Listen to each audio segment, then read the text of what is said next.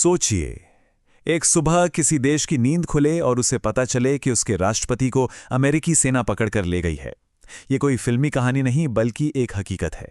चलिए इस नाटकीय सैन्य ऑपरेशन की हर परत को खोलकर समझते हैं कि आखिर हुआ क्या और क्यों। तो अमेरिका ने आखिर ये कदम उठाया क्यों? उनके अपने शब्दों में कहें तो उनका मकसद एक नार्को टेररिस्ट शासन को खत्म करना था। पर इसका असली मतलब क्या है?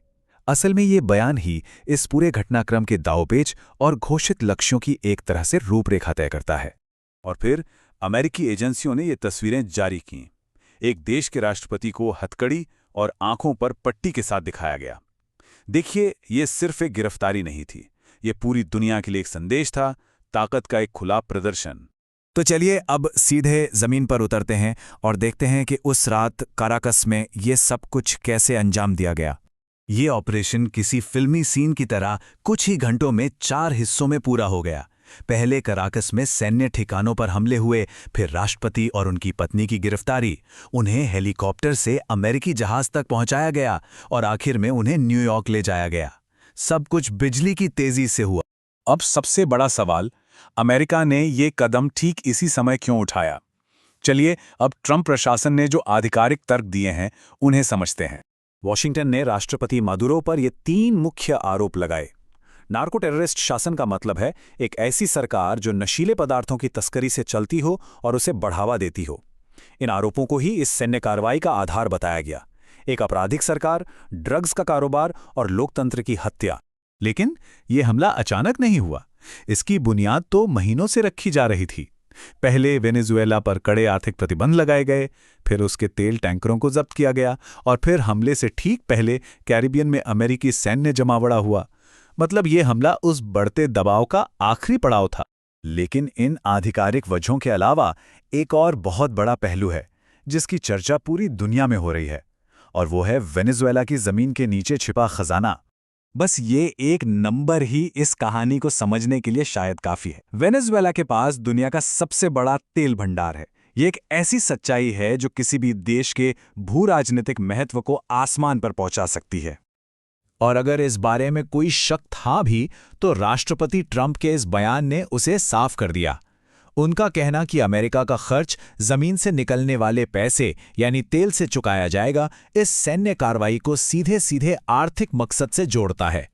इस गिरफ्तारी के बाद वेनेजुएला के अंदर क्या हुआ? देश में सत्ता को लेकर एक बड़ा भ्रम और शून्य पैदा हो गया। सवाल यह था कि आखिर अब देश कौन चला रहा है? यहीं पर कहानी उलझ जाती है। एक तरफ अमेरिका का कहना है कि मादुरो उनकी हिरासत में हैं और अब वो देश को चलाएंगे। दूसरी तरफ वेनेजुएला की बची हुई सरकार इसे अपहरण बता रही है और दावा कर रही है कि सत्ता अब भी उनके ही हाथ में है। ये अनिश्चितता की एक बहुत खतरनाक स्थिति है। इस बीच काराकस में बची हुई सरकार ने ये दिखाने की हर कोशिश की कि सब कुछ नियंत्रण में है। उपराष्ट्रपति टीवी पर आईं, सड़कों पर सैनिक उतरे और सेना को विशेष अधिकार दे दिए गए। ये सब देश को ये यकीन दिलाने की कोशिश थी कि सरकार अभी भी मजबूत है। इस घटना की गूंज सिर्फ वेनेजुएला में नहीं बल्कि पूरी दुनिया में सुनाई दी। चलिए देखते हैं कि दुनिया के बड़े देशों ने इस पर कैसी प्रतिक्रिया दी। दुनिया तुरंत 2 खेमों में बंट गई। रूस और चीन ने इसे वेनेजुएला की संप्रभुता पर सीधा हमला बताया। वहीं संयुक्त राष्ट्र ने इसे एक खतरनाक मिसाल कहा, जिसका मतलब है कि अगर आज ये एक देश के साथ हुआ है तो कल किसी और के साथ भी हो सकता है। तो अब हम इस विश्लेषण के सबसे जरूरी हिस्से पर आते हैं। आगे क्या होगा? ये घटना अपने पीछे कुछ बहुत बड़े और अनसुलझे सवाल छोड़ गई है। पहला और सबसे तात्कालिक सवाल, क्या ये सिर्फ शुरुआत है? क्या राष्ट्रपति को पकड़ने के बाद अब अमेरिकी सैनिक वेनेजुएला की जमीन पर भी उतरेंगे? दूसरा सवाल अंतर्राष्ट्रीय कानून के दिल पर चोट करता है। क्या एक देश को यह अधिकार है कि वो किसी दूसरे देश के चुने हुए मुखिया को इस तरह से पकड़ ले? ये सवाल अंतर्राष्ट्रीय संबंधों के पूरे नियम को चुनौती देता है। और आखिर में सबसे बड़ा सवाल, नेतृत्व के इस शून्य और बटी हुई दुनिया के बीच वेनेजुएला का भविष्य क्या होगा? ये एक ऐसा सवाल है जिसका जवाब शायद आने वाले महीनों या सालों तक नहीं मिलेगा, और ये अपने पीछे एक गहरी अनिश्चितता छोड़ जाता है।